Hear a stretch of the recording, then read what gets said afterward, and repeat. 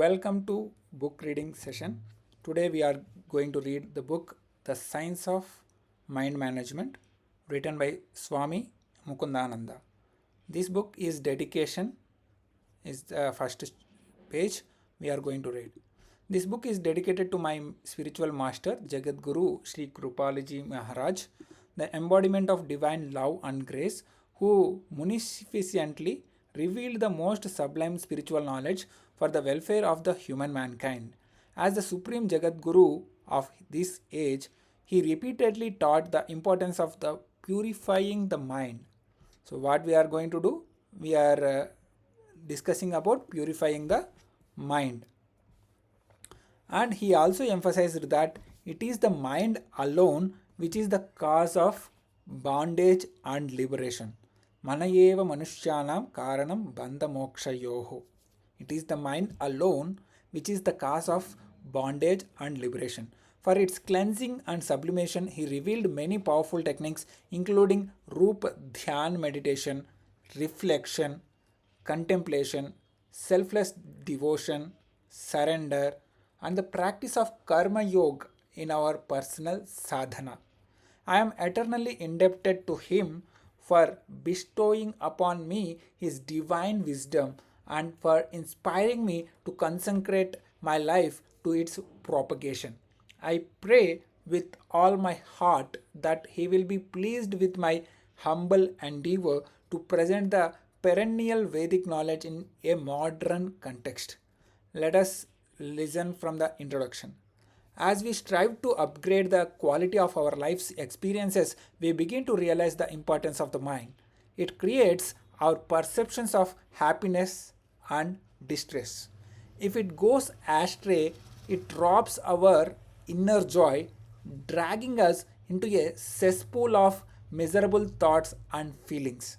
But if effectively trained, the mind becomes our biggest resource for optimism, contentment, determination, and joyfulness.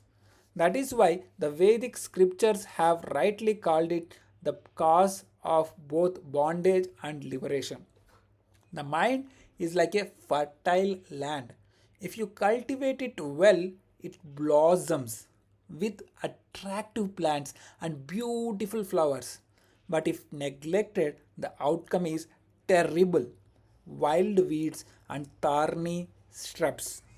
Likewise, the mind is replete with infinite potential. As gardeners of the mind, we must ensure its productivity. Our sovereign duty in life is to carefully tend to our mind to make it bloom with sublime light, sublime thoughts and noble emotions. We can fulfill this duty by learning about the science of mind management, one of the most useful skills we can learn in this life. The successful distinguish themselves by their ability to marshal their mental responses. So, to marshal their mental responses, resources, they choose their thoughts judiciously to be ever happy and inspired. As masters of their mind, they prefer to focus their thoughts and energy upon their goals, promptly discarding negative emotions as useless baggage, or else you can take it as a dustbin. They know how to tap into the fountain source of inspiration that lies within. Thus, they march forth as far more effective human beings. In contrast, are those who remain slaves of their emotions, unable to control their ideas, unable to control their feelings. They become victims of this environment. They feel that the key to happiness lies in external factors. To be happy, they desperately need others to behave differently. Or to be happy, they need situations to change. Hence, they become obsessed with battling circumstances in their life.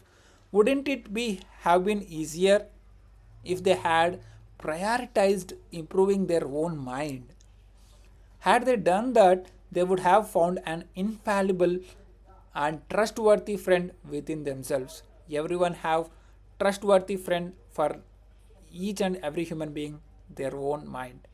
That's why even a little time dedicated to acquiring the technology for mind management reaps rich dividends enriching your life forever. The very fact that you are devoting your precious time to read this book implies that you are recognize the value of training the mind.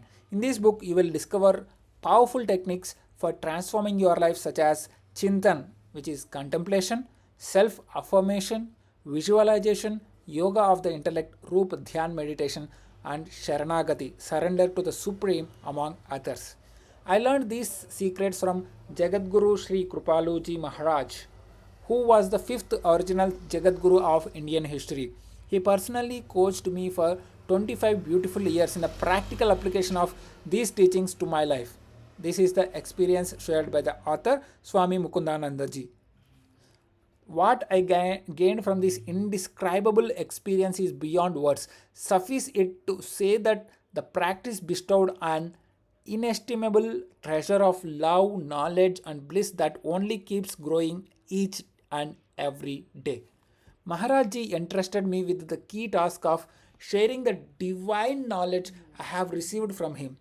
This has been my life's mission for over 3 decades now, 30 years. With that goal, I extensively studied ancient Vedic texts and the scriptures of all the major Eastern and Western religious traditions of the world. Further, I delved into the teachings of the scores of other great saints in the Indian history: Kabir Das, Tulsi Das, Narsi Mehta, Tukaram, Mirabai, Guru Nanak, Eknath, Surdas, and many more.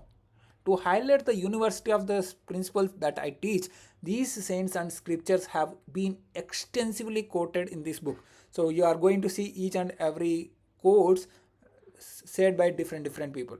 Additionally, sayings of illustrious personalities in history who reached the same conclusions from their experience are also included in this book.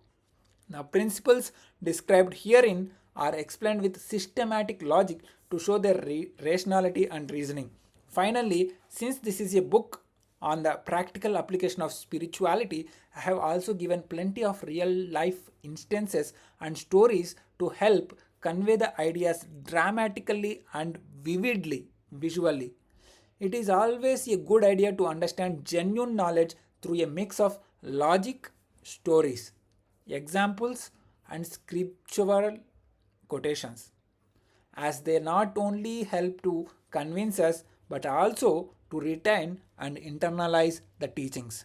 During the last 30 years, I have shared these principles with millions of people and seen them benefit from them. With the blessings of the Supreme Lord Krishna, may the book truly enrich your life and help you experience the fountain of joy, inspiration, and love within. Let us see the first chapter, the need for mind management, in the next episode. Until then, stay connected, keep engaging.